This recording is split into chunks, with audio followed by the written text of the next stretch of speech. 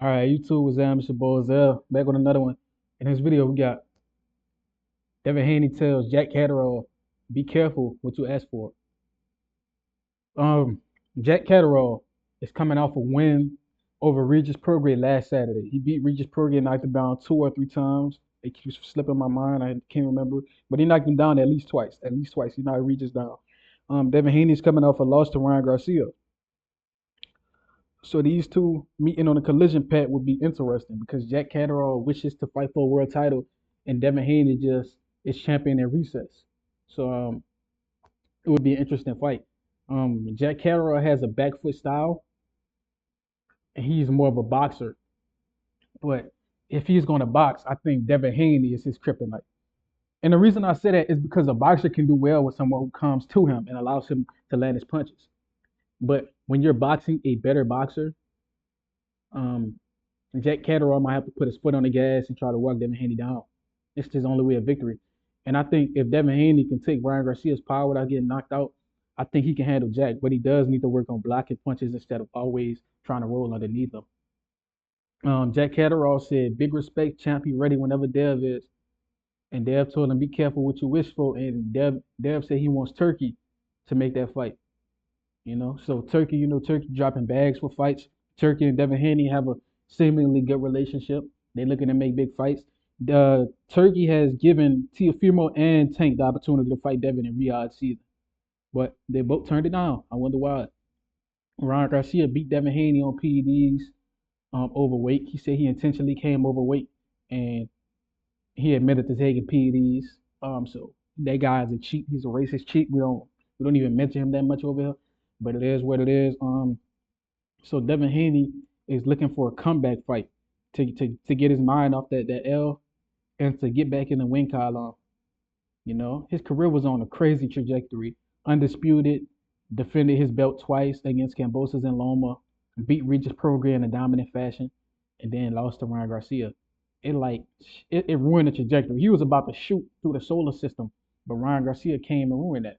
And it is what it is. But I do think he need to pick the pieces up where he left off and get back on that horse. Um, I think Jack Catterall will be a good fight for him to test his skills, sharpen his sword back up. Jack Catterall is no pushover. He's very underrated. He can box well off his back foot. He got good power. He if you let him hit you, he'll hurt you. That type of power. So Devin Haney had to be on his P's and Q's against this guy, but I think Devin Haney simply will outbox him. Devin Haney has fought the best southpaw, one of the best boxing southpaws in the world in Lomachenko. Lomachenko's footwork, speed, IQ is incredible. And Devin Haney beat him simply by committing to exploiting his weakness. And that's that he doesn't really block punches to the body very well. So Devin Haney exploited that. On CompuBox, the fight is a draw, arguably. But to call it a robbery is crazy. I think if you rematch Loma, that would be fun. But Loma is thinking about retirement, so who knows how soon that'll happen. But I think this fight is amazing. Jack Catterall is coming off of beating Josh Taylor. Some people say he beat him twice. He beat Regis. He beat Linares. He beat a lot of guys. They share two common opponents, and Linares and Regis. Um, Devin Haney swept Regis. Devin Haney almost swept Linares. Um, Catterall had a decently close fight with Regis. I think he knocked Linares out. I could be wrong. And yeah, so they got a lot of common opponents. Devin Haney beat the opponents a little bit easier. He beat the opponent. He beat Regis a lot easier. He beat Linares easy outside of him getting hurt and not being able to recover in time. I think him learning not to get in that Philly in close range would be important, or just not to use that shit at all because I don't think that's his natural style. I think he's a loose fighter, maybe a long guard, maybe an Andre Ward type of long guard because he got incredibly long arms for his size, bro. So maybe a long guard like Andre Ward, he'll be okay if he use that long guard. So I mean, Devin Haney got hella options. He can fight Jack Catterall. That fight would be great. He can fight a lot of the champions at 40. I think he can beat Pyro. I think he can beat Puello. I think he can beat a lot of these guys. Who's the other champion at 40? Puello, Pyro, Tio, and somebody else. I'm not sure. But I think Devin Haney can handle them quite well. But yeah, and Rayo Valenzuela is the other champion. I think Devin Haney can beat a lot of these guys. Teofimo turned the fight down. Um, let's not act like Devin Haney didn't do what he did to Regis. He dominated Regis.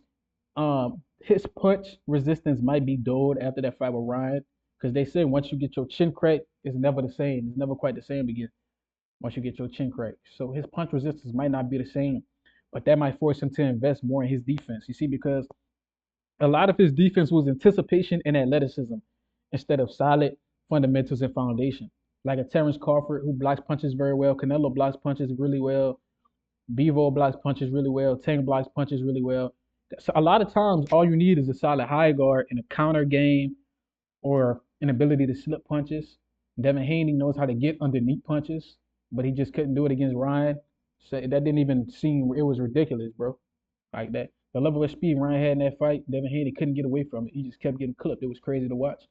Never saw some shit like that happen before. I never saw Devin Haney get timed and clipped so consistently. Um, with big punches. Because them punches, like imagine a power punch hitting you as quick as a straight punch. That's the type of speed Ryan Garcia has and had.